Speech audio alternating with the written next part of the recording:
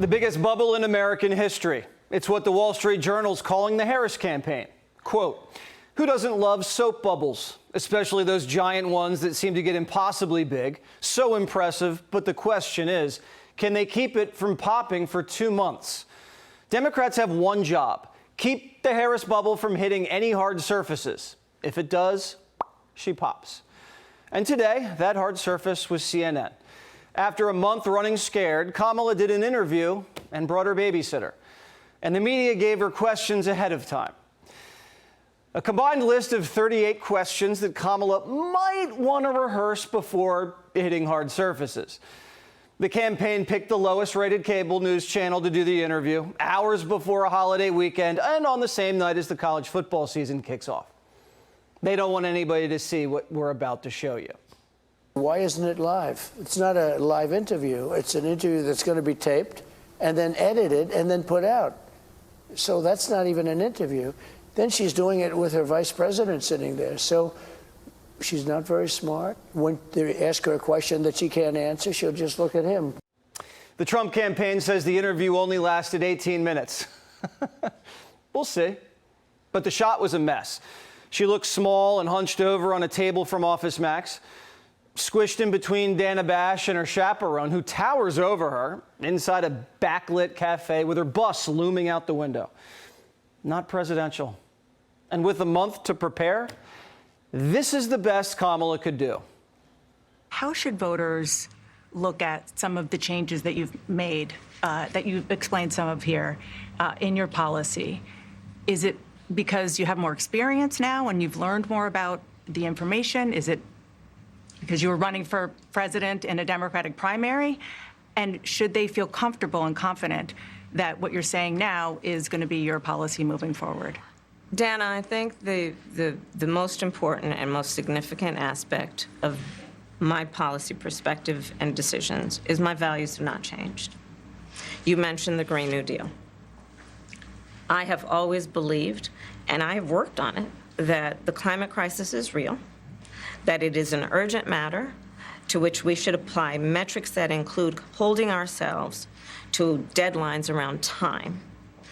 We did that with the Inflation Reduction Act. We have set goals for the United States of America and, by extension, the globe around when we should meet certain standards for reduction of greenhouse gas emissions, as an example. That value has not changed. My value around what we need to do to secure our border, that value has not changed. I spent 2 terms as the Attorney General of California prosecuting transnational criminal organizations, violations of American laws regarding the illegal passage of guns, drugs, and human beings across our border. My values have not changed. CNN asked Kamala, why didn't she flip-flop on everything? And she said, no, I didn't. CNN even gave her options. Maybe it was because of this, maybe it was because of that. Hint, hint. No, Kamala denied changing her position on everything, even though her campaign spent the last month saying she changed her position on everything. She just said, I'm the same California socialist who ran for president as the most liberal member of the Senate. Her values haven't changed. First, she said she prosecuted human beings crossing the border. Then when she was running for president, she said it's not illegal to cross the border. Then when she was the border czar, she didn't prosecute anybody crossing the border. And now that she's running for president, she wants to build a wall. And her values haven't changed. Okay. Look, this is what she said on the Green New Deal. She sponsored a bill so you won't be able to buy a gas-powered car in 20 years. And then her campaign says she doesn't believe that anymore, even though that's what she did in the Biden administration. Then she makes a huge mistake and admits the Inflation Reduction Act was really just the Green New Deal, and says this: it is an urgent matter to which we should apply metrics that include holding ourselves to deadlines around time. Deadlines around time. What other kind of deadlines are there? And yeah, Biden's Green New Deal, which she cast the deciding vote to pass, which jacked up inflation, creates deadlines around time for gas-powered cars to be phased out. So she values getting rid of the car you drive, even though her campaign literally said yesterday she didn't want to do that. I think the naivety of some that question that she may have changed on some things, they're comparing something that may have been 4 years ago with something that was 4 years later. The situation changed. Right. Let's keep it simple for Al. And happy DEI Thursday, by the way. The situation changed because of what Biden-Harris did to the country. Biden-Harris opened the border, it backfired, and now Harris wants to build a wall to get elected. Isn't it amazing? They go 3 years and now they say, oh, we're going to do this, we're going to do that. The only good thing that she's flip-flopping, she's the greatest flip-flopper, things that she never even thought of. She probably goes back to her room and gets sick to her stomach when she says what she has to say, because she's a Marxist, she's a fascist. The Harris campaign's starting to leak. The Biden campaign never leaked because it was just a bunch of old friends from Delaware who never talked to anybody. But Harris inherited the Biden campaign, brought in her loyalists, and then Obama parachuted his people on top.